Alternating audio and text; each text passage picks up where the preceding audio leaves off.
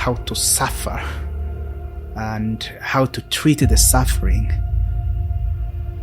has been framed as if it is a universal thing. We are not knowledge producers more than we are knowledge consumers. When the framework, the conceptualizations of those mental health concepts and spaces do not speak to your realities, to your cultures, to your experiences, there is some resistance. Those are feelings that you have, the insight that you have, the experiential knowledges that you have as individuals and as societies are important. Welcome to the theREN experience, where we celebrate those making a difference in our times and inspire you to do the same.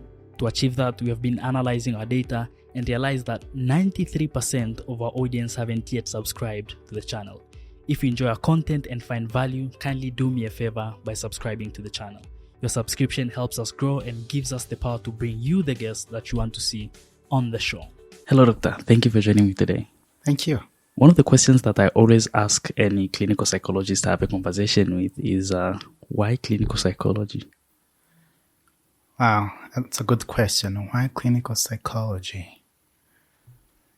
It's like asking, why should people have thoughts? How should you be able to make decisions? Why is it important for you to be happy? Why is it important for you to be able to make the right decisions in your life? Why is it important for the brain and body to communicate to each other? Why is it important to know how to cope with the stress of life? Why is it important that people can know how to communicate with each other, how to perform in your classes, in your work? So when talking about clinical psychology, think about those things in life.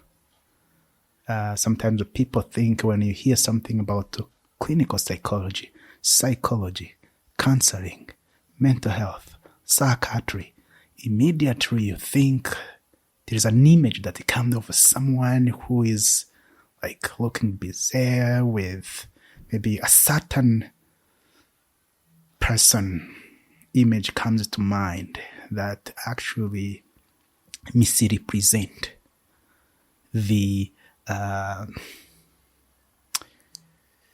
big picture of what psychology, clinical psychology stand for.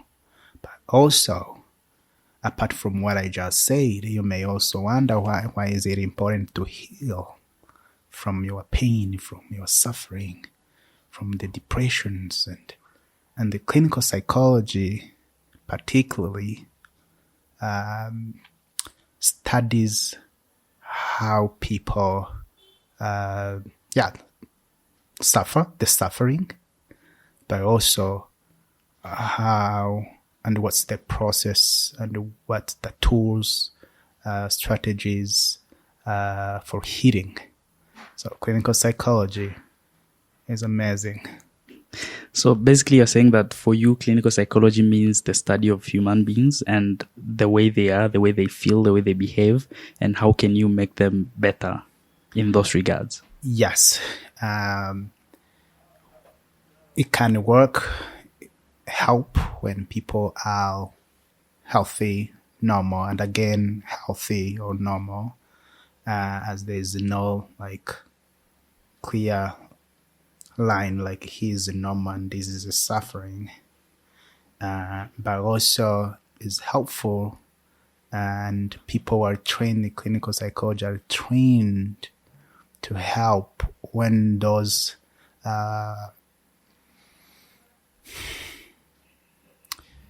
things that feel like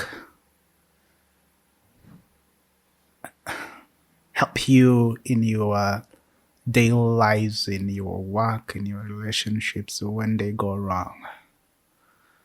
When the mental health go wrong, many other things suffer or can suffer. So it can help, or it helps in improving lives when it is normal, but also when one gets sick. Clinical psychologists are trained to diagnose, in other words, to find out what is going, what is not going well, but also are trained in coming up with potential solutions to help the person recover from the pain. And why has there been an image of, when you think of clinical psychology, when you think of counseling or therapy, there's an image built of someone suffering, and the point that you start suffering, that's when you can go to a clinical psychologist or you can go for therapy or counseling. Why has there been such stigma around, the clinical psychology field? Well, I may not know the answer to that question, but there's some potential reasons. I think one is the stigma coming from mental health and physical health have been kind of wrongly from many years separated. And I'm saying it was wrong to separate mental health and the physical health because they work together. What affects the brain affects the body. What affects the body affects the brain. What affects your thoughts, your feelings affects your body, and vice versa. But in different cultures, mental health and the hate, it's been kind of framed as if you have the body and it is transporting these small parts of the body. So in a way that there's been this dualism and disconnection, and then it's simply, this is what you need to care about. And the other thing, if it doesn't work well, you are weak. And so that's something that started many years, centuries. But that's one of potential reasons. There's also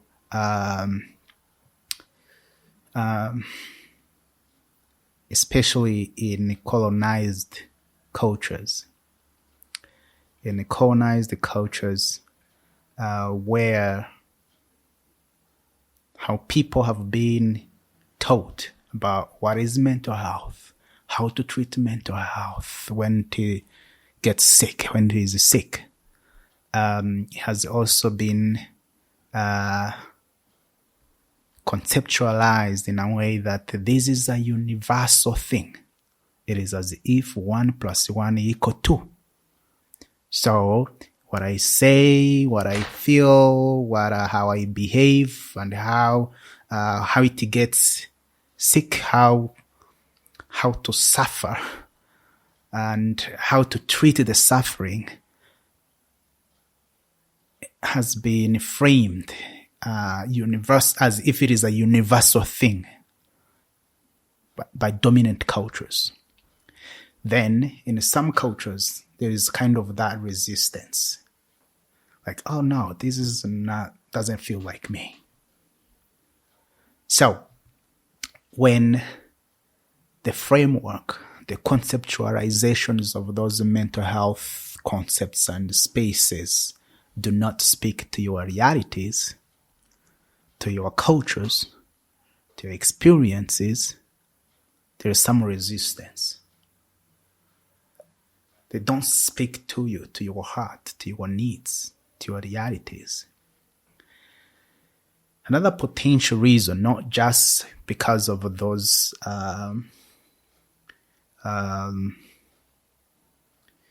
hierarchies in the cultures and the influences, There is also in even those cultures that are not necessarily probably related again to the colonization, but also the experience some people have had of struggling to meet some basic needs in life. In a way, there's so much in different cultures that they're experiencing poverty, wanting things that are not going to respond to your immediate needs, may feel like, no, what I need now is food. What I need now is shelter. What I need now is safety. What I need now is the medication that can cool down this pain, mostly physical pain, in a way that thinking about the emotional needs is something that has been understood as not necessarily something I need right now. So there is also kind of hierarchies of needs in some ways that may not necessarily help. But one may tell you, if I am starving,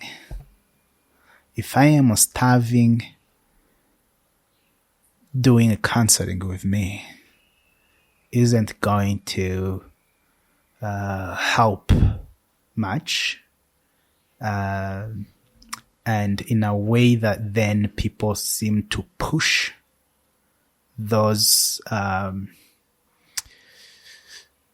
the conversations, the talk, and or telling them, okay, you need to also think about your emotional needs. So when you have that framework, that understanding, then you start to push away, stigmatize that which is not going to respond to immediate needs right away, right now, what I need right now to survive. And here's a problem. In the emotional needs, the mental health needs, the stress, in most of the time, it affects you by accumulation. The problem comes and you feel it more as it accumulates. And it starts to affect different areas of life. So because it doesn't if it is, as an example, if it is a stress, if one is experiencing a stress right now, feeling like I need to do something right now about it, that it is threatening my life, may not come easy. Especially when you're thinking of something else that is like, I need tuition fees, I need this, I need to pass this exam. So then that accumulation, because it doesn't feeling like it is not going to kill me right now.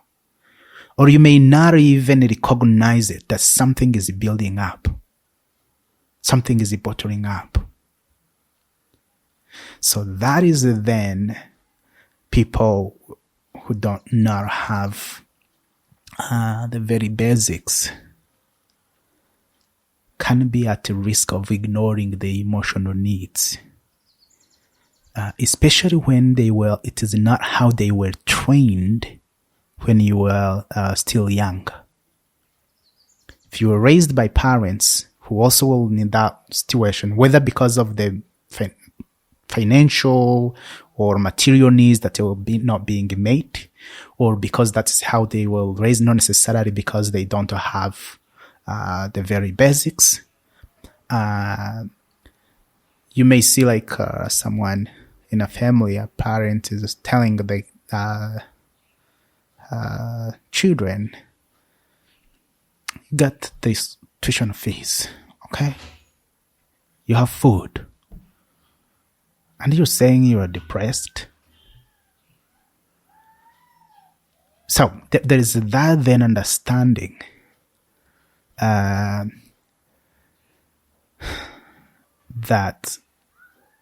all that you need is that thing you can touch. Physically, you can feel it, you can touch it. That's why even in the treatments, you will hear someone saying, I'm going to pay you for this service, and all you did is a conversation, not even a pill. I'm not taking anything home.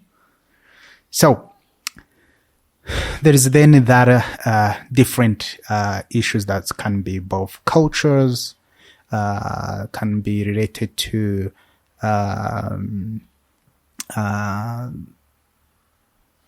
life conditions. As I say, the economic situations, not having the basic needs, kind of fooling one to feel like that's then the emotional needs aren't needed. But there's also, again, the colonial legacy. And finally, especially in the countries and societies that experienced tragedies like wars, genocide, sometimes allowing your emotions to flow, being emotional, crying,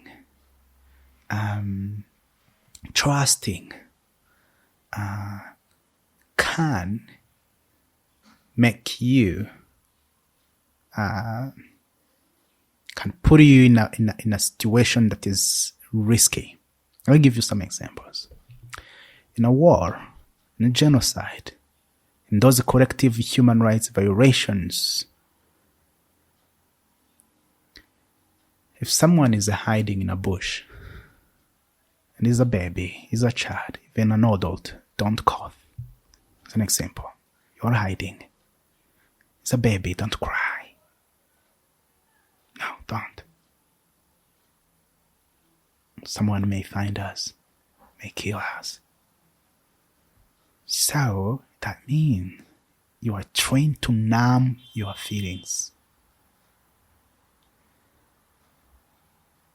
Again, your body, as another example, is trained to tolerate too much of emotional pain. Don't say you're starving. I mean, when you are in situations like that, as wars and genocide, your body, the needs of your body are not the priority. The priority is what keeps you safe. And that keeping you safe, the survival mechanisms, most of the time requires you to ignore whatever you are feeling, do whatever it takes to survive this particular moment. So that can be okay if it is just something that's happened in a minute or an hour or a day, and then you're safe. But then when it takes days, months, the experiences, the stressors is still there. The survival mechanisms have the potential, the capacity to change the perceptions you have of yourself, of the world, how your world view changes. The thinking, like valuing your emotions when you have numbed them for too long.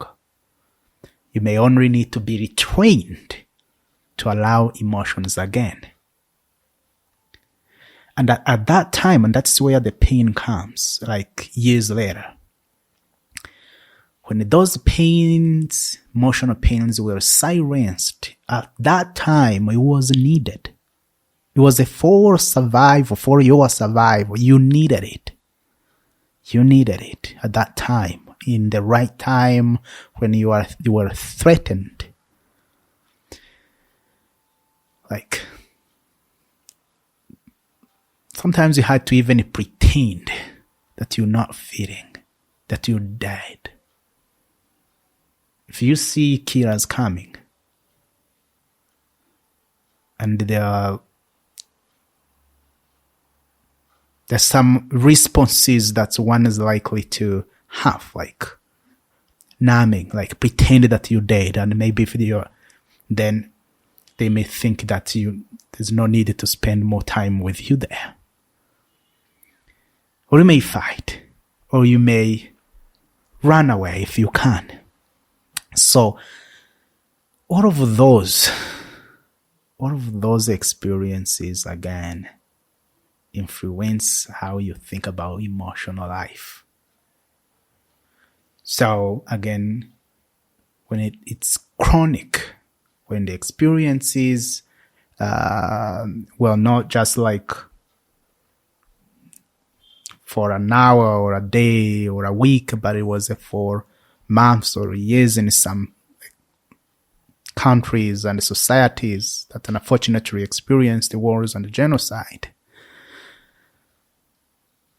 then you may start to actually unknowingly stigmatize that which you did not need for your survival. And the life have taught you to believe that those are something to avoid. Maybe I will stop by there. Wow. Well, that's a lot of things to unpack. But then I like the way you explained a person as a holistic being, such that the mind, the body, and the soul, everything has to be in balance for you to function effectively. And how you spoke about, the history of psychology and colonialism and the colonial subjects and how they were affected by it.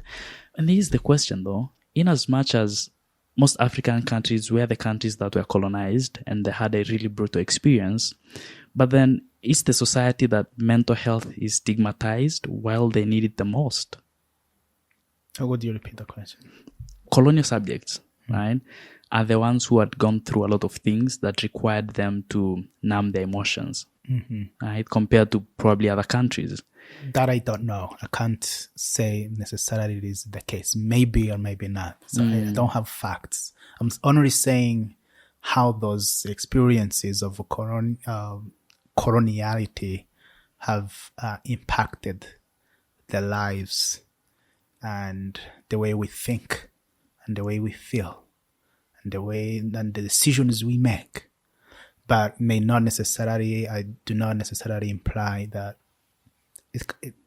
the experiences are different in terms of how we are impacted in mental health. But I'm only saying how the colonial mentality and have influenced what is happening in the mental health in many colonized countries. Just that. And also speaking about that, have you seen Frantz Fanon's book, Black Skin, White Masks? Yes. I have read a little bit about that, about the book and his other books are around decolonizations. Is that what you're saying? Yeah. And sometimes acting. You're doing what you're doing. You may look black, but what you're doing isn't necessarily presenting your community, your cultures, your values. Is that what you're saying?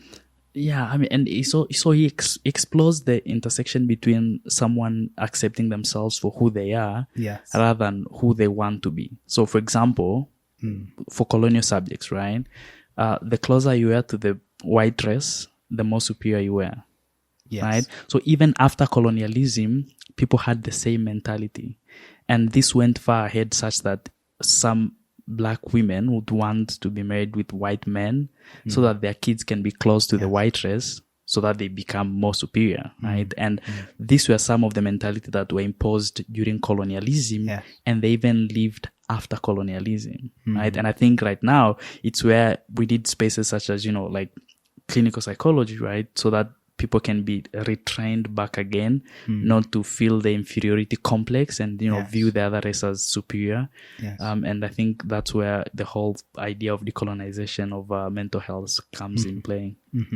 You touched a bit about genocide and how it affects people emotionally and how they view the world around them. And so I read your article on the Rwandan genocide against the Tutsi and how, how during colonial times they developed classes saying that, the Tutsi were above the Hutu, and so they became the supervisors, and then the Hutu became the workers. And how far or what needs to be done right now to kind of like balance the scales and pretty much heal from that? Well, it's starting, and I think it has started in different parts of the world in terms of decolonizing our minds, decolonizing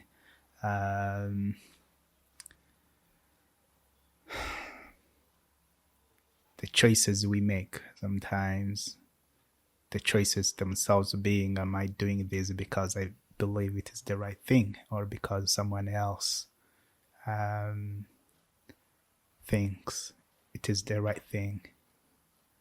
And so I think that healing that experiences and the legacies of colonialism is for people to think for themselves. And it is for us to understand ourselves as knowers, not subjects to be known, to be discovered, to be producers of knowledge, like these young generations. And as you speak about the genocide against the Tutsi in Rwanda as an example of what it means to produce the knowledge and why it matters. In the preparation for the genocide, this pseudoscience, but some had to believe it because they came from someone who doesn't look like them, like they have. If they say it is right. In the preparation of genocide, one thing they did, one of those, when they were kind of, okay, you are Hutu, you are Tutsi, you are Twa, was like the physical appearance. So if they come and they put a ruler here and say, oh, this is this number of centimeters here, your nose, and this part of the body, for you it is this size, and for this person is this size. So you're different, and that is a fact. It is a science. It is a science. And that is actually, science has been used as a tool for colonization after the independence. After the colonizers had left. Yes, even when we feel like we are independent. Science. People coming and saying, oh, it is a science. Even that experience that contributed to dividing Rwandans, that experience itself was called the science. And the people had to believe that they were right. And there is no facts or science today. If you go on the street, and I'm with a few of my friends, you may not necessarily go and say, okay, here, because you have this, you are this, and so understanding again that when it comes to our experiences, we are the experts. Not someone else who did not experience what I experienced. They can't understand better my suffering more than I do from my own experiences. And someone else may also not in the best position to say, this is what you need for your healing. You as a person, you don't know. You are the sufferer. And you individually and your collective experiences and the society, you don't know. I know or we know. So that is not right. So in that way, with your question of then how do we change, is understanding that we are knowers.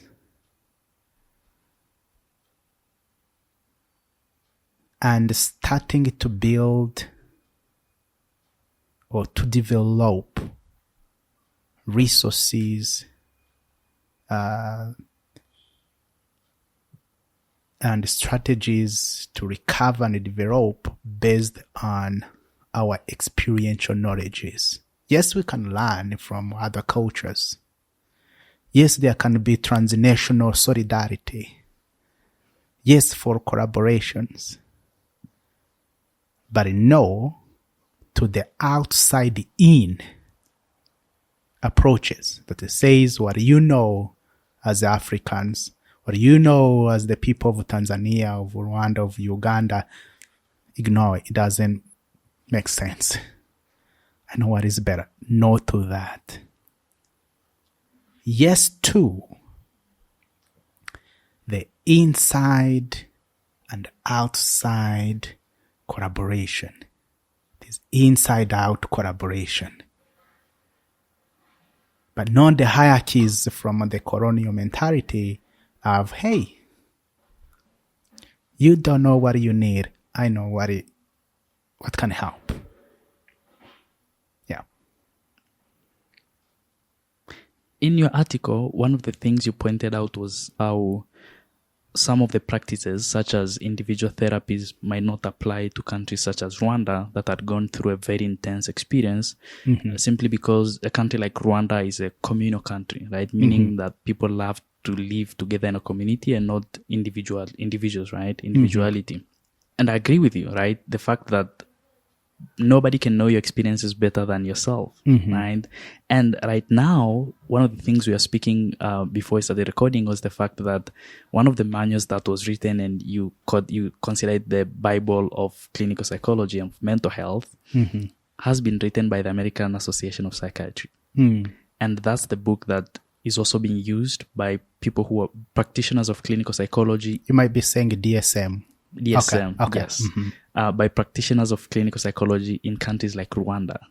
So right now, there's also a knowledge gap, right? Because we don't produce our own knowledge, right? We are not knowledge producers more than we are knowledge consumers. And so how do we build the culture of having individuals in our communities who become knowledge generators such that they can create knowledge that relates to the experiences of their own people?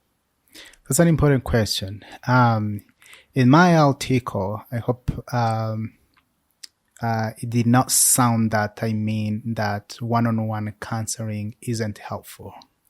It meant that it is not the only way, and it is not the way. I mean to say that in different cultures, sometimes the one-on-one counseling can be too loud that it silences other approaches of healing. But one-on-one counseling with a person who is trained, who understands the ethics, who knows and who is supervised, knowing that if you don't respect these ethics, you will be punished, such as confidentiality. But also someone who has been trained in those serious situations that need someone to trained on how to handle those. So that is important. One-on-one counseling is important. It is, if it is done in the right way. It's also not just like one-on-one counseling. There's so many things that are involved for that one-on-one counseling to feel right. And that too may also, so one thing also I want to say on that one-on-one counseling is that it can be, there is a better way to do it in a certain culture and the context, and that is the culture and the context of the research. Where I did the research was not also representing everywhere else in the world, was the specific population I was working with in that research, saying this is what I found. If it is one-on-one counseling, this is what you need to consider. There is no like universal one-on-one counseling. You mean that, yes, there's something common. You may see here and there, but not necessarily to say that I have this guide and what is happening in Belgium is what needs to happen in Kigali, is what it needs to happen in New York. So there is some of those commonalities, but there's some cultural considerations that and the context that need to be understood for people in different cultures to benefit from that one-on-one counseling. So then, after I discuss that, the one-on-one, then it is, yes, it can be helpful, but it is not the only way, especially in cultures such as Rwanda and actually some others African communities, and I have worked with many, is the necessity of working in a community, collective ways of healing. Those collective ways of healing have been in different ways silenced by the one-on-one clinical counseling. And those collective spaces in Africa and in many African cultures, I will try not to overgeneralize, but I'm also can feel confident about some cultures that I know very well. There is this concept of Ubuntu that you will find in different cultures. That my wellness depends on your wellness. That I can't survive in isolation from other people. That is also something I wanted to center in that paper, and how to do it right in that particular community I did research with, and how can there be some interactions instead of saying individual counseling is better or stronger, more therapeutic than community-based approaches. How can they interact with each other in a way that what can't be done in a clinical setting, you are getting that from a collective space, and vice versa. And then, again, what I was also talking in that paper is that the knowledges that the people get from their experiences, experiential knowledges, the organic knowledges from your culture, that how you conceptualize, how you theorize. Actually, no one should tell you that you are not a theorist. You develop theories every day. How you interpret your life, how the insights you have and the conclusions you make, you theorize every day.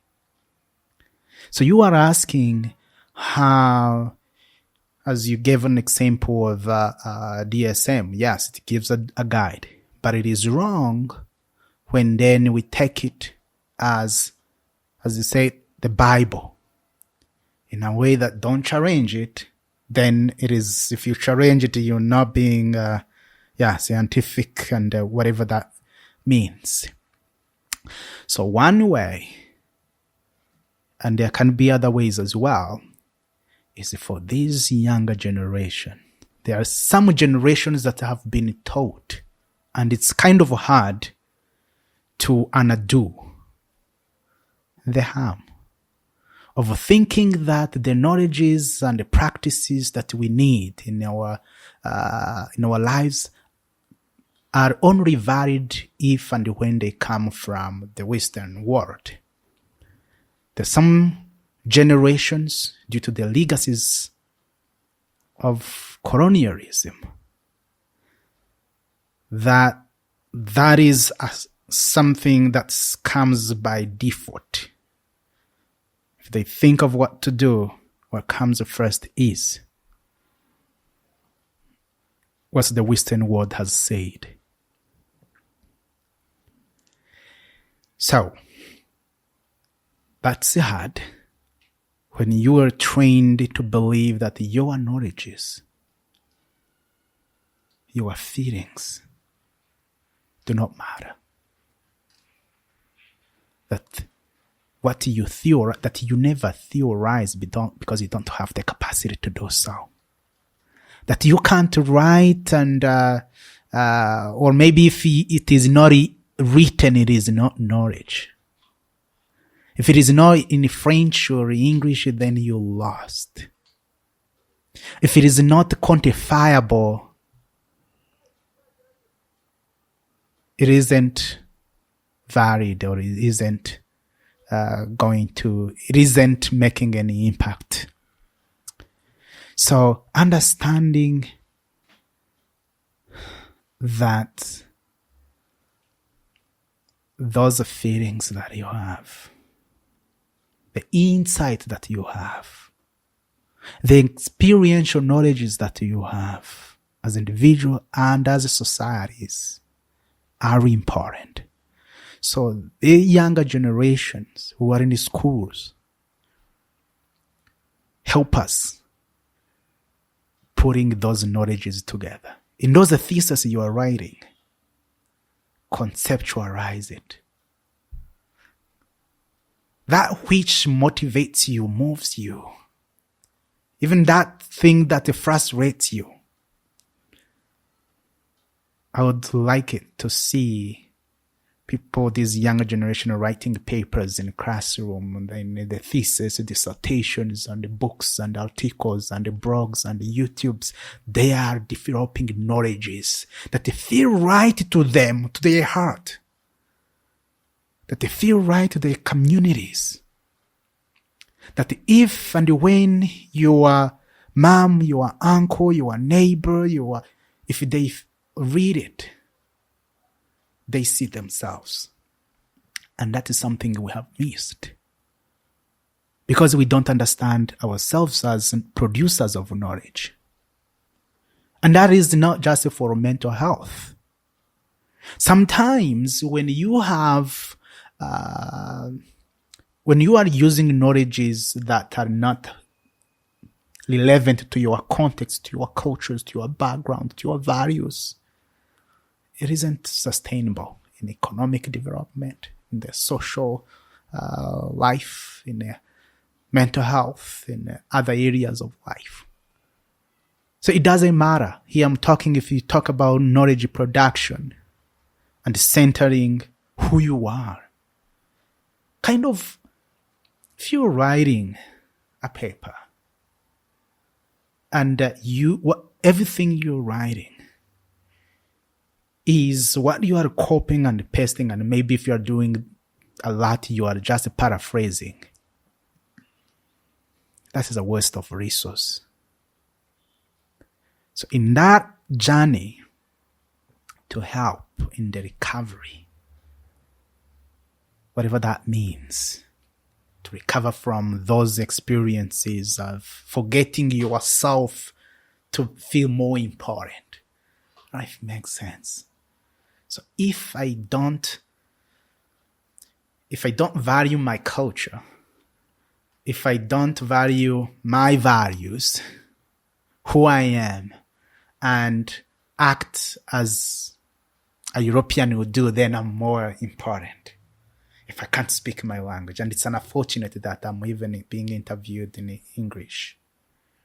I wish I could be speaking in Swahili as someone in Tanzania would be understood understanding it. Someone who did not even go to school. So even as we produce this knowledge, as we discuss these, we even are very selective on who is the audience. And who are we forgetting? Who are we leaving behind?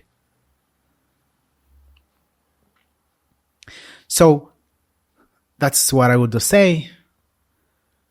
Kind of open your jacket when you want to write, when you want to contribute in a meaningful way to your community, to your family, to your village, your country, and you want to give back.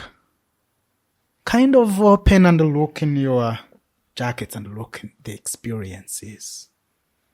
Think about your own. And as I metaphorically look in my heart, look to your own and the collective experiences to make sure that the solutions you are coming with are going to respond to the authentic needs of the communities. Back to mental health, when you don't do that, people will disengage. They will not see themselves. And don't be disappointed if they stop to engage and participate. And you're only working to make sure that if for those working for money, and then you're just like, okay, I get the money, I got the check, and then now I'm good. And it's a waste of resources. Yeah. So one of the things that we advocate on the show is really to inspire people to be their best. And this means that, if you're someone who is interested in poetry, right, go out there and write so people can read your work, right? If you're interested in, computer science, artificial intelligence, go out there, write from your perspective, from your experience, an experience that your people can relate to, because we need more knowledge generators, and we just can't have people who are sitting back with knowledge and not trying to disseminate it and share it with other people. So I really agree with you on the regards of, we need more young people who would get out there and share their thoughts, either it's on YouTube, it's on podcasts, it's on articles, it's on blog, social media, whatever medium they're using. So long they're sharing information and they're also becoming part of the community that builds information and knowledge and shares it with the outside world. Yes, and do it to impact the lives of the people, not to impress the Western world. And that is very important for us, the younger generations, as especially in Africa, because many times we want to impress the Western world because that's how we see, like, okay, that's how I get an opportunity, right? And you forgot yourself and the opportunity to giving for you to give back. You are giving up with that. So yes, produce knowledge, but it's the knowledge that speaks to your reality, that speaks to the realities of the people that you represent, that the communities that supported you in different ways to be where you are. So if you're a young person in the continent right now and you are listening to this and there's that work that you've always wanted to go out there and publish, please do us a favor and share that with the world. Yes, and it is not just publishing, and that is another thing. It is also another thing that we have been miseducated. We have been miseducated in a way that we believe, many of us, believe that for the achievement as a scholar, as an academician, my achievement is to publish. Right? Be known as I published this. Is that what your uncle wants? Is it what your cousins will benefit from? Is it what that person on the street in your neighborhood is going to benefit from? Is that what your ancestors really want you to do? I don't mean that publication is a bad thing. But don't feel like that is something like if I publish then yes, I achieved my goals. That is also part of the colonial mentality. Because the publication is actually, and it can be useful, and many times it has helped in different ways. But also, sometimes it is a self-serving thing. It's kind of climbing your ladders. Oh, yeah, I have published, yeah. And for you, you feel like, okay, I wrote some recommendations in my papers. No. The people you are working with, and many times, yes, we want to work with the people who are suffering. So thinking that by publishing, I'm doing a study with people who are traumatized, really traumatized, poor, and everything that, the communities many of us want to do research with. They showed, oh wow, did the research with the people who are very, very, very traumatized. And I produced this knowledge and I published it. How is the people benefiting? How are the communities you are talking about benefiting from your paper you just published? So, yes, publishing, yes, writing on the things that feel right, that you're not pretending to be someone else, but doing that which makes an impact. Sometimes you can make more impact by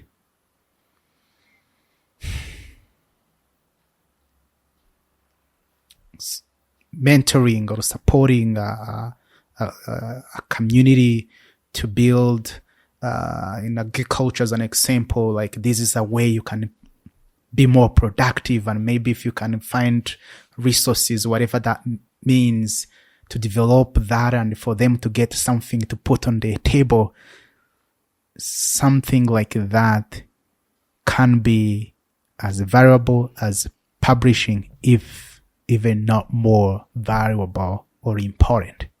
So what I'm talking here then, it is not just like producing knowledges and publishing. It is also coming up with homegrown solutions. The solutions that are the people are going in your community are going to welcome. If it is about mental health, back to mental health. It is about not just taking this book and say, okay, I will go, oh, this is the page, this is what it says as a strategy. And it was written by the American Psychiatric Association. And they say that to heal trauma, this is the ABCD that you need to do. And then you paraphrase it and publish. And I did also a survey with this tool that is here that shows that if you have these indicators, you are suffering for mental health issue. And also on this page, I also have strategies. So here's the recommendations done. Yes, you can learn from it. But this is not the skeleton of your intervention. The skeleton is that which comes from the realities of your lives. And then you can still see where you need to run from other cultures. From what you learn from the academics is helpful, but not to use those knowledges and the ways of knowing, the ways of doing that do not necessarily speak to your realities. If it does speak to your realities, that's good. But don't be biased by what you have understood, that if it is written, then it is helpful. If it is written by a known scientist in the US, then it is helpful. But if it was said by my grandpa, that is, So again, produce knowledge that speak to your realities. Develop practices that respond to the authentic needs of your communities. And actually engage in those practices. Participate. Not feeling like I will just write and publish. Sometimes even in English, in French, or in a language that I know that someone I want to impress will be able to read it. Yes, you can do that. You can publish in different languages. But if you want also the generation that makes a difference, you want to make sure you produce the knowledge that is accessible to the communities you are trying to support or you are talking about. So you seem very passionate about knowledge generation and knowledge dissemination. And I think I like that because we need more people like you and who would be pushing for this agenda for young people across the continent to be knowledge generators and disseminators. And as how you say, it doesn't have to be publication, right? Even sharing with your peers and having discussions around the experiences that you are sharing together, that could also be a way to generate knowledge and also disseminate it. Yes. I am passionate about it. I think that's accurate. Because, and there is, I believe there's enough reason for everyone to be passionate about this. Because there is waste of resources. That's one. When you are doing something that is not responding to your own needs, to the needs of your community, to the needs of the people you know, and you're doing it just because you're told that or socialized to believe that what you know, what do you think as an individual and a society do not matter. It is not valid. It is not science. It is. And then what are you doing with your studies? Where are you even going to school? Why are you doing that assignment when it is not talking about how to respond, how to resolve the real issues in your communities? And it kills talents. When you're doing things just because in the movie, so that's what people say, that's how they do things. And the ways of doing, the ways of knowing that are authentic to your life, to your experiences, are silenced and forgotten and erased. The talent in you, they're all killed. So that passion means there's something in you something in me that can make an impact only when and if I start to believe that I have something to offer to the world, not copying and pasting. And again, there's a reason to be passionate about this, because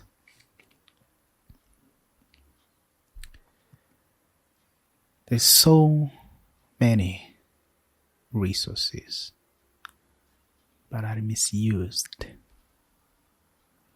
You will see NGOs, international NGOs, big NGOs bring lots of money to Africa, to your country. And if you can ask the communities being served, I'd never done that research, to be clear. But I've spoken with many people. The beneficiaries, staff members in those projects, and you realize that how the funds, the money, the funding is being used isn't ideal to the communities being served. There's the frustrations in those people, the community members, feeling like if it was us to decide how this money was to be spent to benefit us, we would do things differently. Or maybe those staff members from the continent saying, there should be a better way to do this. So we need to stop just thinking that if I get the check, that's all, and I'm working for a company and NGOs. And that, most of the time, comes again from the colonial mentality that someone may sit in Europe, in New York, in Washington, in any other place that's most of us feel like, I wish I could live there. And sometimes people may sit at a table like this and they say, there is a war in this country, in Africa. This is what they need. Develop a model, develop a curriculum, avail resources. Here are the experts to teach them how to do it. And then here are the deliverables that we will need. And go change the world. Ship them off. Yeah. And then the communities may feel like, what if they use these resources in this way? They could even use less amount of money. Same with staff members. Feel like, I'm doing this, but deep in my heart, there could be a better way to do it, to make an impact. So if you're asking me, are you passionate about this? I am. And it is in the best interest of everyone involved in. The beneficiaries, and I'm doing this purposely free. People funding those projects. It is that we need to interact.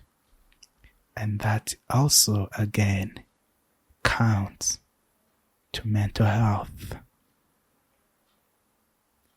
On, of course, different fields, social sciences and some sciences, other sciences. So, yeah. the way you explain it sounds like, and I think it should, everyone should be passionate about knowledge generation and dissemination in the African continent.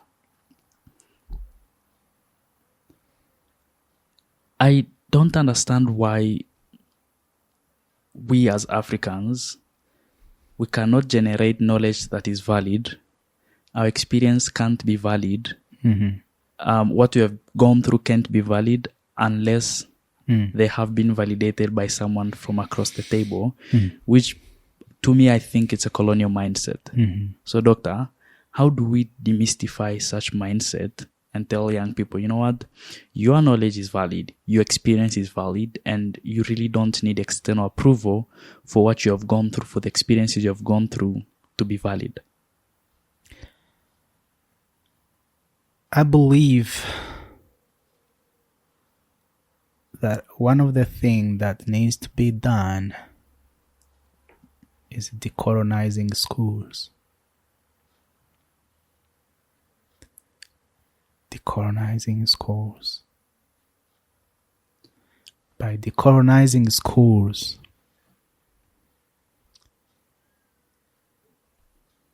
instead of asking a student to write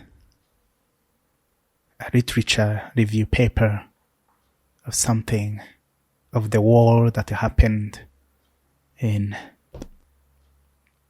Europe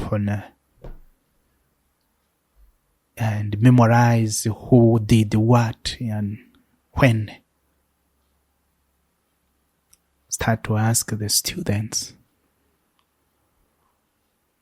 about their experiences, about their lives, about their realities. And of course, it is okay to know what is happening in different parts of the world. But the foundation starts from yourself. So those papers they write, instead of asking them to do things that, go and memorize these things and make sure that you don't plagiarize, and then you feel like, okay, then I'm making them better scorers just because they don't plagiarize, just because they cited, just because they paraphrased, adapted. So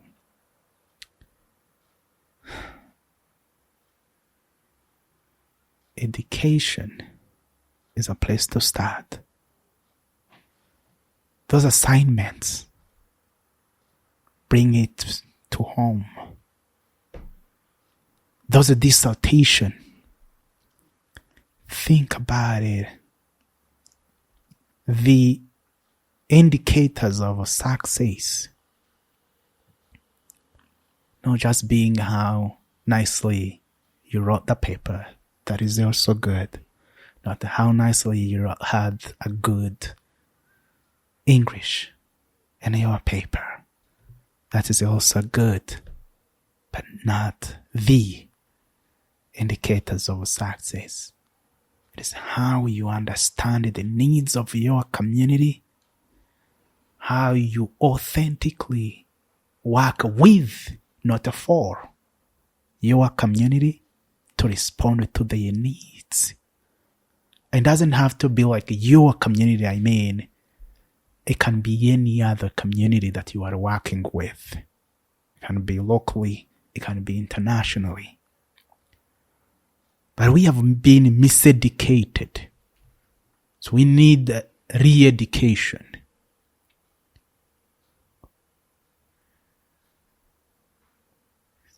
To learn, to unlearn, to relearn that which is important. Because we have been told in many ways. Again, if you can write well,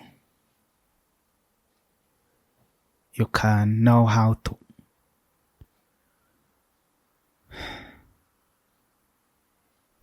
quantify things,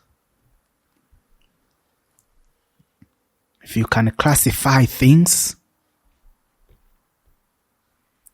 if you can say things concisely, departmentalize it,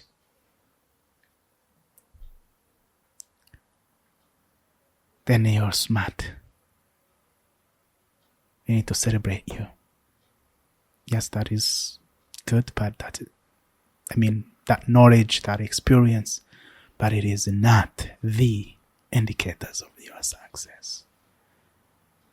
If you can interrogate yourself, if you can get the chance, or if the communities can get the chance to interrogate you, what will they likely ask you? If in terms of giving back, if it was them to define what giving back means, and you're saying you are giving back to your community, yes. But if it was defined, if giving back was defined by the community and for the community, how would that look like? If it's success as someone in your community, you are considered, you get the chance to get opportunities for studies, maybe your siblings did not, maybe your neighbors did not have that opportunity you got, maybe it is a scholarship or something else you got for you to be where you are. They're all praying that you become a successful person, that you make an impact in your communities. So if you could sit on the table, and I think that is what should be happening with the community. Hey, I want to know how best I can give back. And this is the resources I have. And you may think, I don't have money, I don't have connections that I need. Be transparent with them. Let them know what you are capable of and what you are not able to do, what you don't have. They know you. Don't pretend that there is a lot, there is something so don't make it a mysterious thing. That the process and the interaction, transparency is important. Connection is important.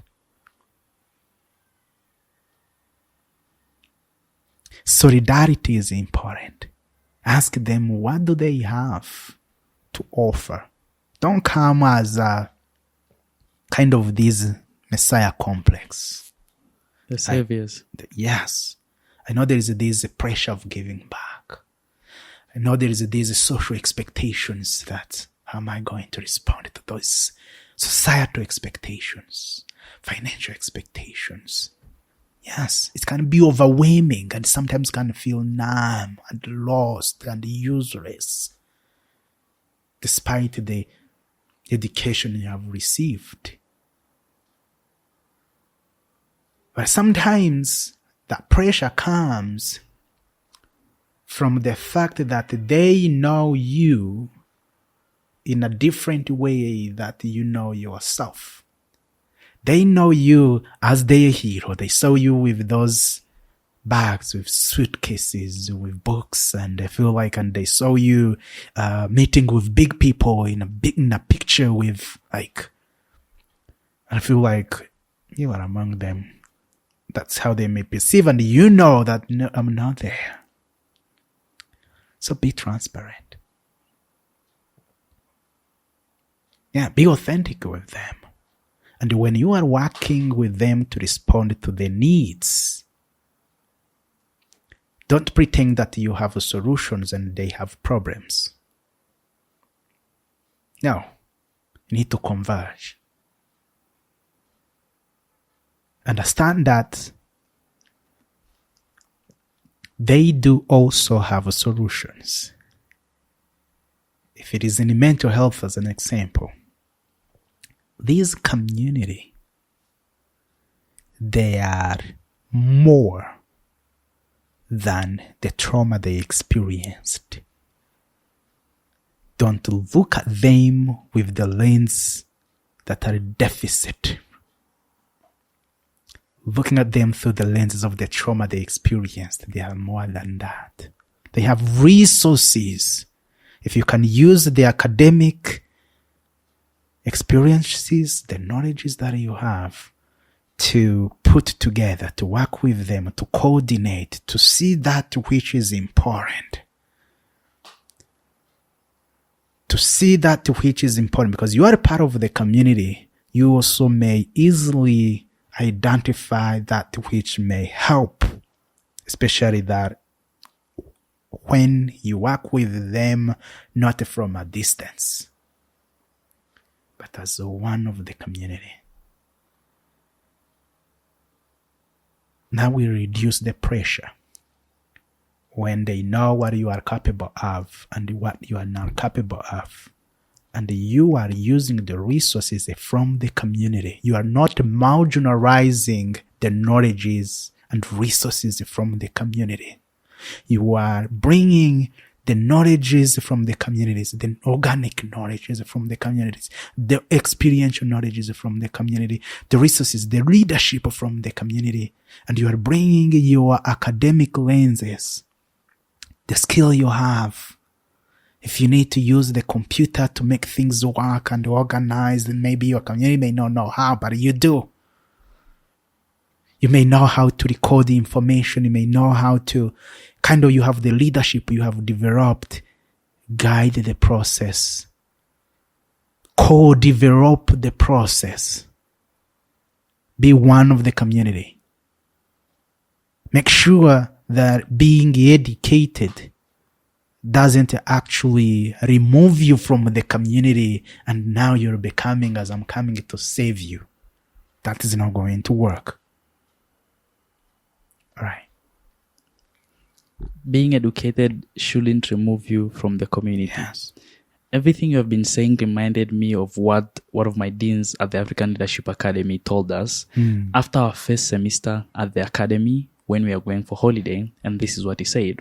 He said, you are going home after being here for one semester.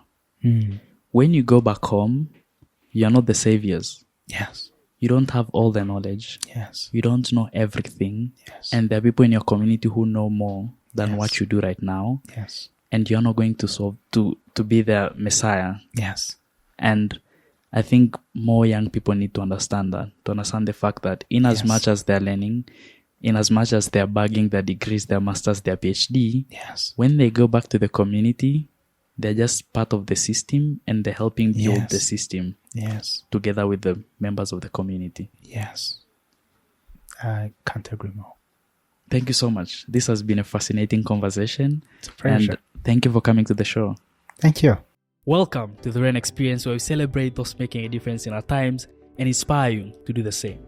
To achieve that, we have been analyzing our data and realized that 93% of our audience haven't yet subscribed to the channel. If you enjoy our content and find value, kindly do me a favor by subscribing to the channel. Your subscription helps us grow and gives us the power to bring you the guests that you want to see on the show.